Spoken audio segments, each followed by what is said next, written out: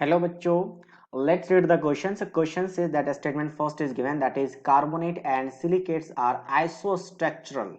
So that is basically wrong. And a statement second is carbon and silicon have the same number of valence shell electron.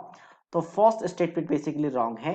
Second statement की बात कर लेते हैं पहले, फिर first में चलेंगे क्योंकि वैलेंस शेल इलेक्ट्रॉन पहले बात कर लेते हैं. कार्बन का एटॉमिक नंबर होता है 6. इलेक्ट्रॉनिक कॉन्फिगरेशन लिखा जाता है 1s2 2s2 एंड 2p2. तो वैलेंस शेल में कितने इलेक्ट्रॉन्स है? 4 है.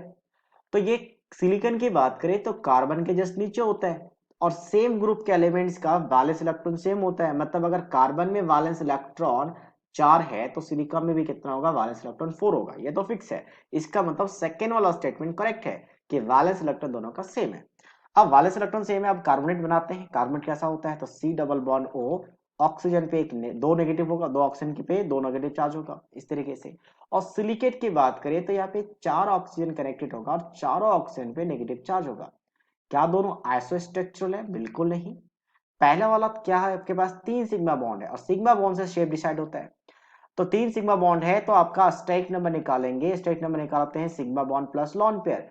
तो लॉन पेयर तो है ही नहीं किसी पे, सिलिकेट और कार्बन पे दोनों पे नहीं है क्योंकि आपका 4 एटॉमिक में शेल था, वैलेंस शेल था, चारों बॉन्डिंग में आ चुका है जिसमें 3 सिग्मा बॉन्ड बना और 0 लॉन पेयर. पाई बॉन्ड कभी भी काउंट नहीं करते शेप के लिए, तो 3 आ गया. और 3 के लिए शेप कैसा होता है? Trigonal planar. Trigonal planar. ठीक है. और इसका हाइब्रिडेशन क्या हो जाता है 3 के लिए? sp2. दूसरा हम इसकी बात करते हैं तो strike number sigma, 4 sigma bond है, साफ साफ दिख रहा है, तो 4 आ गया. लॉन पेयर 0, तो 4 और 4 के लिए हाइब्रिडेशन हो जाता है sp3 जिसे हम कहते हैं टेट्राहेड्रल. टेट्राहेड्रल. तो दोनों का ऐसा स्ट्रक्चर होने के लिए आपका शेप सेम होना चाहिए और हाइब्रिडेशन सेम होना चाहिए. तो ना ही शेप सेम है ना ही हाइब्रिडेशन सेम है, मतलब दोनों ऐसे स्ट्रक्चरल नहीं है. तो फर्स्ट स्टेटमेंट क्या हो गया? रॉन्ग हो गया.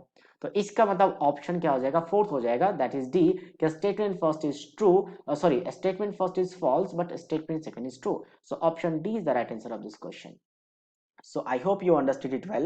All the best.